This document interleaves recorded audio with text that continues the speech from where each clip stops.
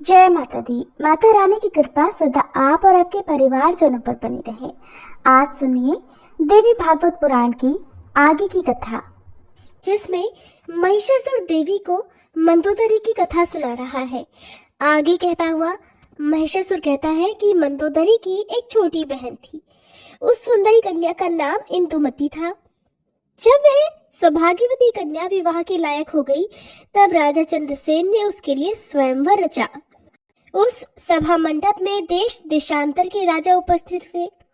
इंदुमती ने किसी एक शक्ति संपन्न राजा के गले में हार डाल दिया। वह राजा बड़ा ही सुंदर, कुलीन और सुशील तथा सभी शुभ लक्षणों से युक्त था। उसी समय मंदोदरी पर काम के बाण असर कर गए। वह आतुर हो उठी। इतने में किसी एक शूद्र नरेश पर उसकी दृष्टि पड़ गई। वह बड़ा दुष्ट था, किंतु उसके सभी अंगों में चतुरता भरी हुई थी। दैववश राजकुमारी के मन में वही जच गया। तब सुंदरी मंदोदरी ने अपने पिता से कहलाया कि पिताजी, आप मेरा भी विवाह कर दीजिए। आज इस स्वयंवर के अवसर पर मद्र देश के राजा को देखकर मुझे ऐसी इच्छा उत्पन्न हो गई है। पुत्री की इस बात को सुनकर राजा चंद्रसेन मन ही मन हंसे और फिर उस काम की व्यवस्था में लग गए। मद्र देश के राजा चारुदेशन को घर पर बुलाया और वैवाहिक विधि संपन्न करके अपनी कन्या मंदोदरी उसे सौंप दी। उपहार में बहुत सारा सामान दिया। चारुदेशन भी उस सुंदरी कन्या को पाकर अत्यंत हर्षित होकर अपने घर चला गया। रानी सहित राजा चंद्रसेन के मन की जलन भी शांत हो गई। चारुदेश राजाओं में सुप्रसिद्ध राजा था। कामिनी मंदोदरी के साथ बहुत दिनों तक उसने आनंद किया, लेकिन वह दुष्चरित्र था। उसके अति निंदनीय आचरण मंदोदरी ने खुद देख लिए। अब तो मंदोदरी का मन दुख से भर गया। उसने सोचा कि पूर्व काल में स्वयंवर के अवसर पर जब इस शठ राजा को मैंने देखा था, तब इसके स्वभाव से मैं अनजान थी। मैंने मोह के कारण ये बड़ा अनर्थ कर डाला। इस धूर्त राजा ने तो मुझे ठग लिया। अब मैं क्या करूं? केवल दुखी दुख मेरे हाथ लगा। ये चारुदेशन अत्यंत निर्लज्ज, निर्दयी और धूर्त है। ऐसे पति के प्रति प्रेम कैसे ठहर सकता है? आज मेरे इस जीवन को धिक्कार है। आज तक सांसारिक सुखों से मैं विरक्त थी। मुझे जो नहीं करना चाहिए था वही काम मैंने कर डाला, और उसी के परिणाम स्वरूप मुझे ये दुख भोगना पड़ रहा है। अब अगर मैं अपने प्राण त्याग देती हूँ तो ये तो बड़ी दुस्सह आत्महत्या हो जाएगी। इसलिए अगर मैं तत्काल अपने पिता के घर चले जाऊं तो वहां भी सुख मिलना असंभव ही होगा, क्योंकि सखियों के लिए तो मैं भी उपहास की सामग्री बन जाऊंगी, और इसमें कोई संशय भी नहीं है। इसलिए विरक्त होकर अब यही रहना मेरे लिए परम कर्तव्य है। समय बड़ा बलवान है। इसके प्रभाव से पुनः काम संबंधी सुख का परित्याग आवश्यक हो गया। महिषासुर देवी को आगे बताते हुए कहने लगा कि इस प्रकार सोच समझकर वह नारी मंदोदरी दुराचारी पति के घर पर रह गई। उसका प्रत्येक क्षण शोक और दुख से बीतने लगा। सांसारिक सुख उसके लिए नहीं के बराबर हो गया। इसलिए कल्याणी, तुम भी इस समय मुझे राजा का अनादर करके फिर कामातुर होकर किसी मूर्ख निंद्य पुरुष की सेवा में रहना चाहती हो? तुम मेरी सच्ची बात मान लो। स्त्रियों के लिए ये परम हितकारक है, और अगर तुम ऐसा नहीं करती हो तो तुम्हें अपार शोक का सामना करना पड़ेगा। इसमें भी कोई संदेह नहीं। महिषासुर की बात सुनकर देवी ने कहा, अरे मूर्ख, तू अब पाताल भाग जा या फिर मुझसे युद्ध कर। तुझे मारने के बाद संपूर्ण असुरों का वध करके मैं सुखपूर्वक यहाँ से चली जाऊंगी। दानव, जब जब संत पुरुषों पर कष्ट पहुंचता है तब तब उनकी रक्षा करने के लिए मैं देह धारण करके प्रकट होती हूँ। दैत्य, तो निश्चय समझ में अरूपा और अजन्मा हूँ।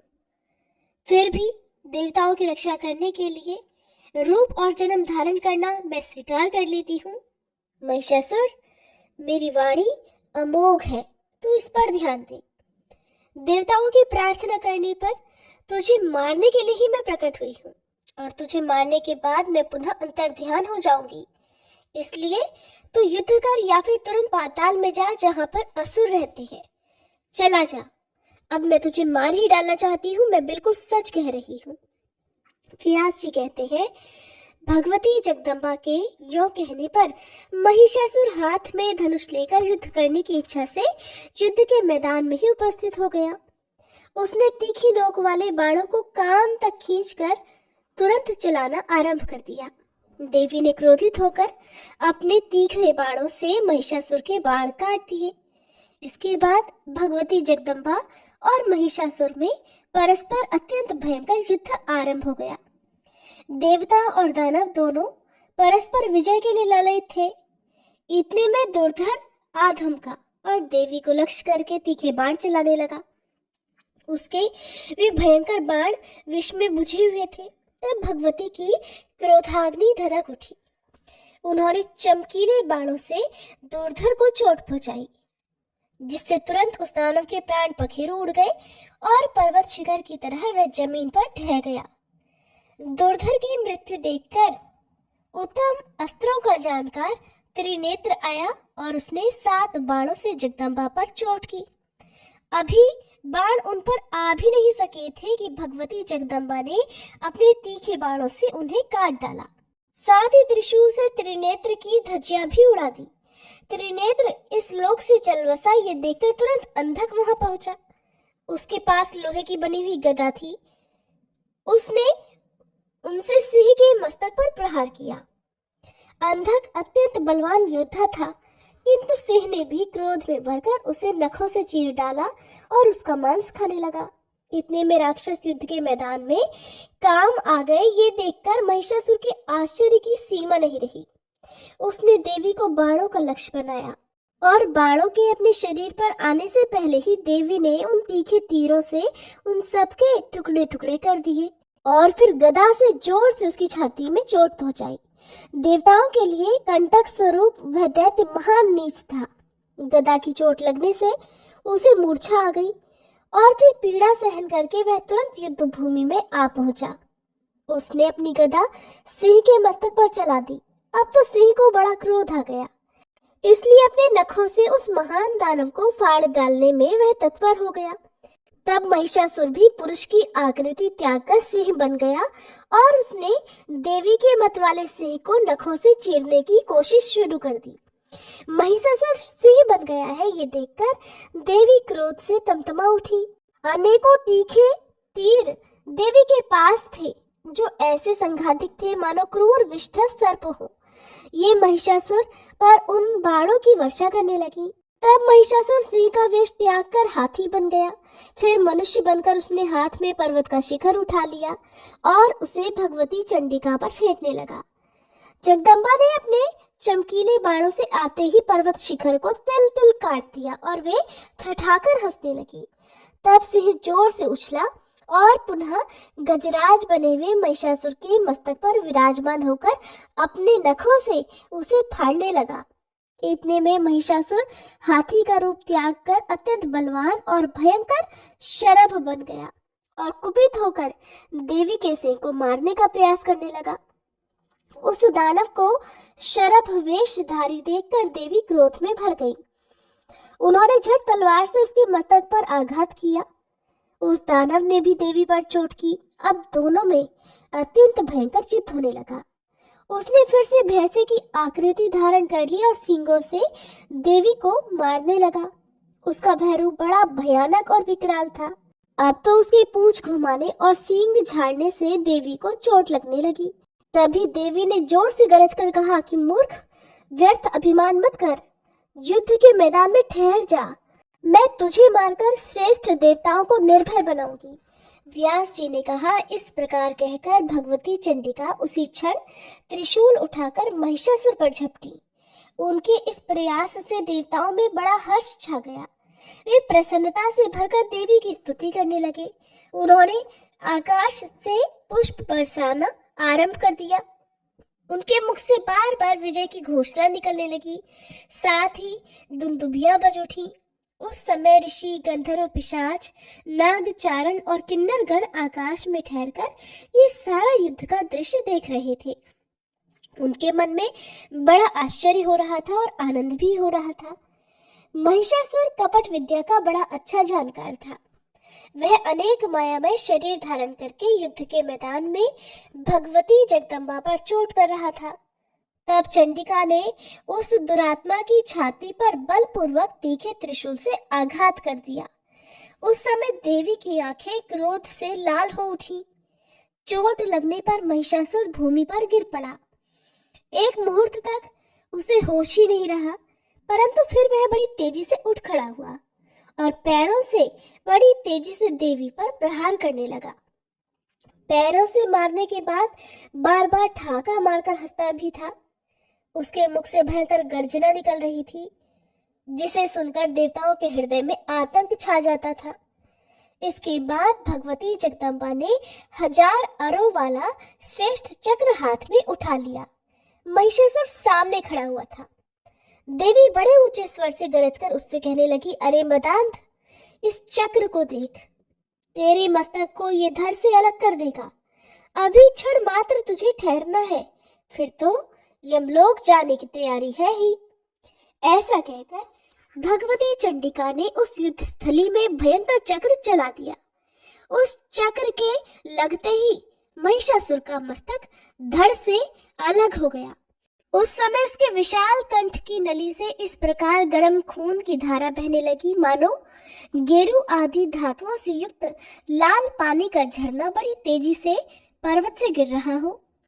मस्तक कट जाने पर महिषासुर का धड़ चक्कर काटकर धरती पर गिर पड़ा। देवताओं के मुख से सुख बढ़ाने वाली विजय घोषणा शुरू हो गई।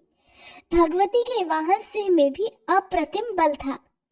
युद्ध भूमि से भागने में व्यस्त जितने भी दानव थे, उन्हें वह इस प्रकार खाने लगा मानो उसे बड़ी जोर की भूख सता रही हो। राजन, क्रूर महिषासुर के मर जाने पर बचे हुए संपूर्ण दानव भय से त्रस्त हो उठे। उन सब ने पाताल लोक की राह पकड़ ली। उस दानव के चल बसने पर भूमंडल पर जितने भी देवता, मुनि, मानव या अन्य साधु पुरुष थे, उन सब के मन में अपार हर्ष हुआ। फिर भगवती चंडिका भी युद्ध भूमि से प्रस्थान करके एक पवित्र स्थान में जा विराजी।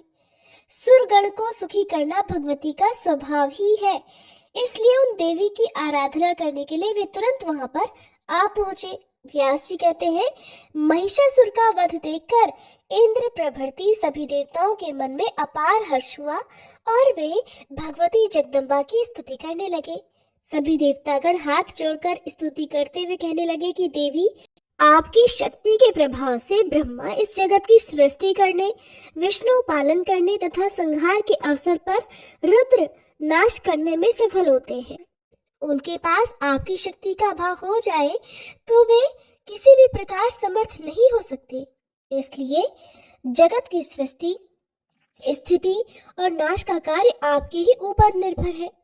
कीर्ति, मति, स्मृति, गति, वसुधा, कमला, अजपा, पुष्टि, कला, विजया, गिरिजा, जया, क्षमा, कांति और मेधा, ये सब नाम आपके ही है। ये बात इस त्रिलोकी में विख्यात है। सभी जगत को आश्रय देने वाली है जगदम्बे। आपकी इन शक्तियों से पृथक रहकर कौन ऐसा है जिसमें कार्य करने की क्षमता आ जाए, जो कुछ भी कर सके? भगवती, ये निश्चित है कि धारणा शक्ति भी आप ही हो, अन्यथा जो कच्छप और शेषनाग है, उनमें पृथ्वी को धारण करने की क्षमता कैसे आ सकती है? माते, पृथ्वी भी आपसे कोई अतिरिक्त वस्तु नहीं है, क्योंकि अगर ऐसा ना माने तो प्रचुर भार से संपन्न ये जगत निराधार आकाश में भला किस प्रकार ठहर सकता है? जगत के चराचर प्राणियों को भोग प्रदान करना भी आपका ही कार्य है। 7 प्रकृतियां और 16 विकार आपके ही अंश हैं, जिनसे युक्त होने के कारण जीव जगत सदा बना रहता है। देवी, आप सदा करुणा रस से ओतप्रोत रहती हो। जिन मंदबुद्धि प्राणियों के मन में आपकी आराधना का भाव जागृत नहीं होता, उन भूले हुए व्यक्तियों को संसार रूपी सागर में सदा गिरते रहना ही अभीष्ट है। हे चंडिके, आपके चरण कमल से उत्पन्न हुई धूल के प्रसाद से ही सृष्टि के आरंभ में ब्रह्मा अखिल भूमंडल की रचना करते हैं तथा श्री विष्णु और रुद्र को पालन और संहार क्रिया में सफलता प्राप्त होती है। जो मनुष्य आपको नहीं भजता, शक्ति की आराधना नहीं करता वह अवश्य ही मंदभागी है। देवी, दानवों और देवताओं के लिए भी वाग देवता आप ही हो। अगर उनके मुख पर आपका निवास न हो तो सर्वोत्कृष्ट देवता भी बोलने में असमर्थ है। मुख होने पर भी आपसे रिक्त रहकर मानव बोल नहीं सकते।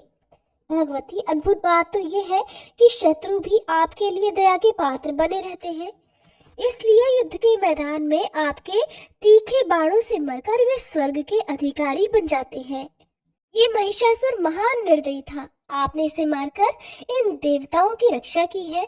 हे जननी, हम मंद बुद्धि जन आपकी महिमा कैसे जान सकते हैं? आपकी गति को यथार्थ रूप से जानने में तो वेद भी असमर्थ है। हे सुप्रसिद्ध प्रभाव वाली अंबिके, आपने जगत में महान कार्य किया जो इस दुरात्मा शत्रु के प्राण हर लिए। ये संसार का अचिंत्य कांटा था। इस कार्य जगत में अवश्य ही आपकी कीर्ति फैली है। अब कृपा पूर्वक आप हमारी रक्षा करो। व्यास जी कहते हैं, इस प्रकार देवताओं के स्तुति करने पर देवी ने मधुर स्वर में उनसे कहा, आदरणीय देवताओं, इसके अलावा जो कोई भी दुस्साध्य कार्य हो तो उसे बताओ। जब जब देवताओं के सामने कोई अत्यंत दुर्घट कार्य उपस्थित हो जाए तब तब मुझे याद करना चाहिए। मैं शीघ्र ही तुम्हारा संकट दूर कर दूंगी। देवताओं ने कहा, देवी, ये महिषासुर हमारा घोर शत्रु था और आज आपके हाथ ही काल का ग्रास बन गया। इससे हमारे सभी कार्य संपूर्ण हो गए। जगदम्बे, अब आप अपने प्रति हमारी ऐसी अविचल भक्ति स्थापित कर दो जिसके परिणाम स्वरूप हमारे द्वारा निरंतर आपके चरण कमलों का स्मरण होता रहे। केवल माता ही ऐसी है जो हजारों अपराधों को सदा सहा करती है। इस बात को जानकर मनुष्य आप जगन माता की उपासना क्यों नहीं करते? इस देह रूपी वृक्ष पर दो पक्षी विराजमान हैं। इनमें निरंतर सख्य भाव वर्तमान रहता है। तीसरा कोई सखा नहीं है जो अपराध क्षमा कर सके। इसलिए अपने परम सखा रूप आप परमेश्वरी को छोड़कर जीव किसकी कृपा से कल्याण प्राप्त कर सकेगा? देवताओं या फिर मानवों में भी वह प्राणी पापात्मा, मंदभागी और अधम है जो अत्यंत दुर्लभ देह धारण करके भी आपके भजन भाजन से विमुख है। मन, वाणी और कर्म से बार बार दोहराकर हम ये सत्य कह रहे हैं। देवी, सुख अथवा दुख प्रत्येक परिस्थिति में आप ही हमारे लिए अद्भुत शरण हो। आप अपने संपूर्ण आयुधों के द्वारा हमारी निरंतर रक्षा करो। आपके चरण कमलों की रज को छोड़कर हमारे लिए और कोई भी शरण नहीं है। श्री व्यास जी कहते हैं, इस प्रकार देवताओं की स्तुति करने पर भगवती जगदम्बा वहीं अंतर्ध्यान हो गई और फिर वहां से प्रस्थान हो गई। ये देखकर देवता असीम आश्चर्य में पड़ गए। जय माता दी। आज के अध्याय में बस इतना ही। इसके आगे का वृत्तांत जानने के लिए कृपया आप अगले अध्याय के अनुसार जरूर कीजिएगा। तो आइए दोस्तों, अब हम सीता नितनेम की कहानी सुनते हैं, जिसे सीता माता कहती थी और प्रभु श्री राम सुना करते थे। एक दिन श्री राम भगवान को किसी काम के लिए बाहर जाना पड़ा, तो सीता माता कहने लगी कि भगवान, मेरा तो 12 वर्ष का नितनेम है। अब आप बाहर जाएंगे तो मैं अपनी कहानी किसे सुनाऊंगी? तब श्री राम ने कहा कि सीते, आप कुएं की पाल पर जाकर बैठ जाना और वहाँ पर जो भी औरतें पानी भरने आएंगी उन्हें अपनी कहानी सुना दिया करना। सीता माता कुएं की पाल पर जाकर बैठ गई। तभी एक स्त्री आई। उसने रेशम की जड़ी की साड़ी पहन रखी थी और सोने का घड़ा ले रखा था। सीता माता उसे देखकर कहने लगी, बहन, मेरा 12 वर्ष का नितनेम सुन लो। पर वह स्त्री बोली कि मैं तुम्हारा नितनेम सुनूंगी तो मुझे तो घर जाने में देर हो जाएगी और मेरी सासू मुझसे झगड़ा करेगी। इसलिए उसने कहानी नहीं सुनी और अपने घर चली गई। लेकिन उसके घर जाते ही उसकी रेशम जड़ी की साड़ी फट गई। सोने का घड़ा मिट्टी के घड़े में बदल गया। सासू ने देखा तो पूछा, अरे बहू, यह किसका दोष लेकर अपने सिर आ गई है? बहू बोली, माँ जी, कुएं पर एक औरत बैठी थी। उसने अपनी कहानी सुनने के लिए कहा, लेकिन मैंने नहीं सुनी। शायद उसी का यह फल मुझे मिला है। बहू की बात सुनकर अगले दिन वही साड़ी और वही घड़ा लेकर सास कुएं की पाल पर गई। सास को वहीं पर सीता माता बैठी मिली तो माता सीता ने कहा, बहन, मेरी कहानी सुन लीजिए। सासू बोली, एक बार छोड़, मैं तो 4 बार कहानी सुन लूंगी। तब सीता माता बोली, राम आए, लक्ष्मण आए, देश के पुजारी आए, नित नीम का नीम लाए। आओ राम, बैठो राम, तभी रसोई जीमो राम। माखन मिश्री खाओ राम, दूध बतासा पियो राम। सुत के पल का मोठो राम, साल दुसाला पोठो राम, साल दुसाला ओढ़ो राम। जब बोलू राम ही राम, राम सवारे सबके काम। खाली घर भंडार भरेंगे, सबका बेड़ा पार करेंगे। बोलो श्री राम, जय राम, जय जय राम। सासू बोली, बहन, कहानी तो बहुत अच्छी लगी। फिर कहानी सुनकर सासू घर चली गई और उसकी साड़ी फिर से रेशम जरी की बन गई। मिट्टी का घड़ा फिर वापस से सोने के घड़े में बदल गया। बहू ने देखा तो कहने लगी, सासू माँ, आपने यह सब कैसे किया?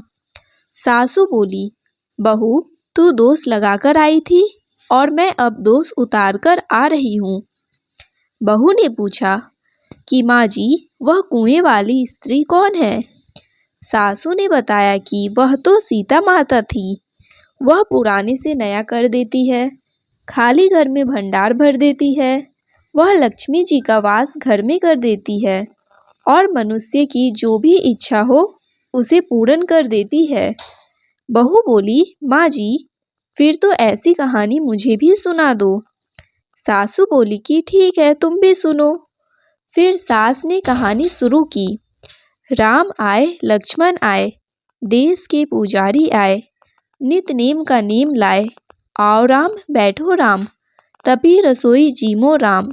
माखन मिश्री खाओ राम, दूध बतासा पियो राम। सुत के पल का मोठो राम, साल दुसाला पोठो राम, साल दुसाला ओढ़ो राम। जब बोलू राम ही राम, राम सवारे सबके काम। खाली घर भंडार भरेंगे, सबका बेड़ा पार करेंगे। बोलो श्री राम, जय राम, जय जय राम। कहानी सुनकर बहू बोली, माँ जी, कहानी तो बहुत अच्छी है। सासू ने कहा, ठीक है, अब से हम इस कहानी को रोज किया करेंगे। अब सास बहू रोज सवेरे उठती, नहाती धोती और पूजा करने के बाद नितनेम की सीता माता की कहानी कहती। एक दिन की बात है, उनके यहाँ पड़ोस की एक औरत आई और बोली कि बहन, जरा सी आँच तो देना। तो वह बहू बोली कि आँच तो अभी हमने जलाई नहीं है। पड़ोसन बोली, तो फिर तुम सुबह 4 बजे से उठकर क्या कर रही हो? तो उन्होंने कहा कि हम तो सुबह सुबह उठकर पूजा करते हैं, फिर सीता माता की कहानी करते हैं। पड़ोसन ने उनकी बात सुनकर फिर कहा कि सीता माता की कहानी कहने से तुम्हें क्या मिला? तब वे दोनों बोली कि सीता माता की कहानी कहने से घर में भंडार भर जाते हैं, सारे काम पूर्ण हो जाते हैं, मन की इच्छा भी पूरी होती है। पड़ोसन ने कहा, बहन, अगर ऐसा है तब तो फिर मुझे भी कहानी सुना दो। तब बहू बोली कि ठीक है, तुम भी यह कहानी सुन लो।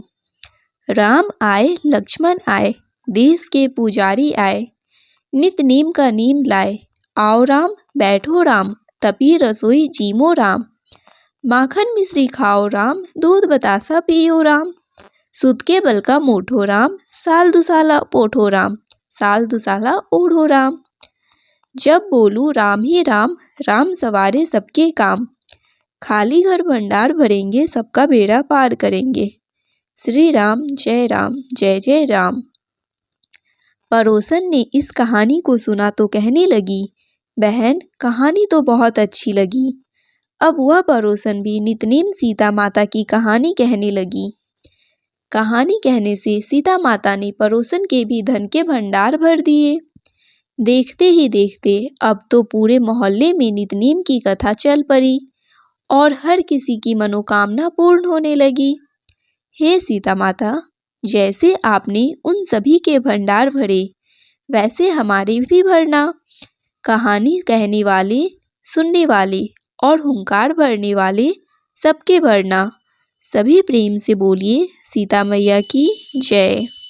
बंसी शोभित कर मधुर नील जलद तन श्याम, अरुण अधर जनु बिंब फल नयन कमल अभिराम, पूर्ण इंद्र अरविंद मुख पीतांबर शुभ साज, जय मनमोहन मदन छवि कृष्ण चंद्र महाराज।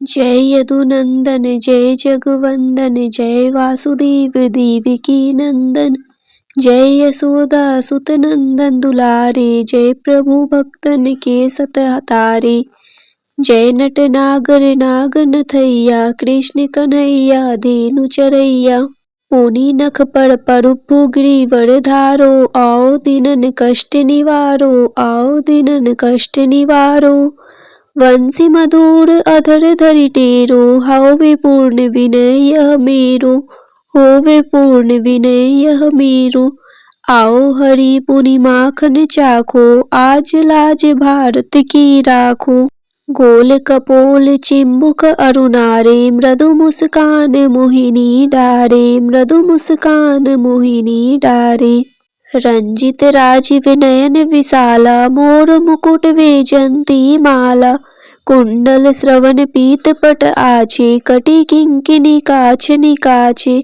नील जलज सुंदर तनु सोहे, छवि लखी सुर नर मुनि मन मोहे, मस्तक तिलक अलग घुंघराले, आओ कृष्ण बांसुरी वाले, करी पय पान पूत नहीं, तारियो अकबका कागा सुर मारियो, मधुवन जलत अग्नि जब ज्वाला, मैं सीतन लखत नहीं नंदलाला, सूरपति जब ब्रिज चढ़े रिसाई, मसर धार वारी वरसाई, लगत लगत ब्रज चहन बाहायो, गोवर्धन नखधारी बचायो, लखी यशोधरा मन भ्रम अधिकाई, मुख मह चौहद भुवई दिखाई, दुष्ट कंस अति उद्यम मचायो, कोटि कमल जब फूल मंगायो, नाथि कालहिनी तुम तिलीनहा, चरण चिन्ह दे निर्भय किन्हे, करी गोपीन संग रास विलासा, सबकी पूरन करी अभिलाषा,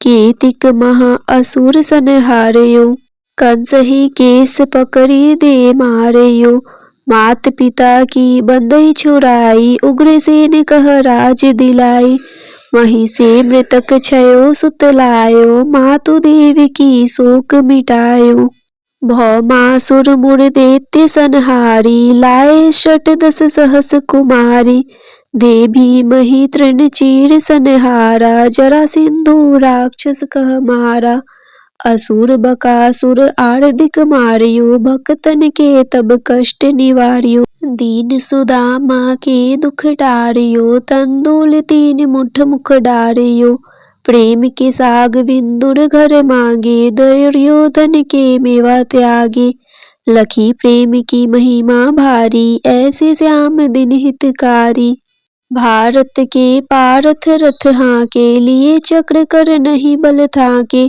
निज गीता के ज्ञान सुनाए, भक्तन हृदय सुधा बरसाए, मीरा थी ऐसी मत वाली, विष पी गई बजा कर ताली, रान भेजा सांप पिटारी, सालिग्राम बने बनवारी, निज माया तुम विधि ही दिखायो, उड़ते संयम सकल मिटायो, तब सत निंदा करी तत्काला, जीवन मुक्त भयो शिशुपाला, जब ही द्रौपदी टेर लगाई, दीनानाथ लाज अब जाई, तुरत ही वसन बने नंदलाला, बड़े चीर में भीरी अरि मुँह काला, अस अनाथ के नाथ कन्हैया, डूबत भवंबर बचावड नैया, सुंदर दास आ उड़धारी, दया दृष्टि कीजे बनवारी, नाथ सकल मम कुमति निवारो, क्षम हो बेगी अपराध हमारो, खोलो पट अब दर्शन दीजे, बोलो कृष्ण कन्हैया कीजे।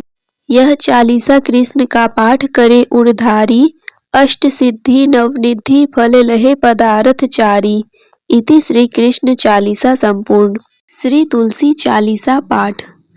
जय जय तुलसी माता सब जग की सुखदाता, विष्णु प्रिय भवानी पूजत हरि हर ज्ञानी। नमो नमो तुलसी महारानी, नमो नमो तुलसी महारानी, पाप नाशिनी पुण्य प्रदानी, सब जग की हो सुखदानी। नमो नमो तुलसी महारानी, सब जग की हो सुखदानी, सब जग की हो सुखदानी।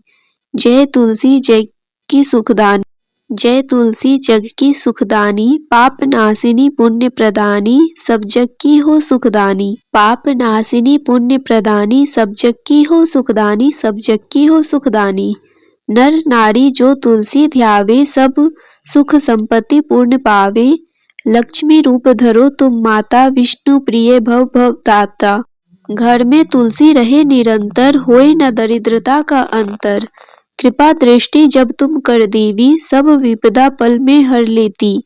तुलसी पूजन जो नर नारी, करे सदा सुख संपत्ति भारी।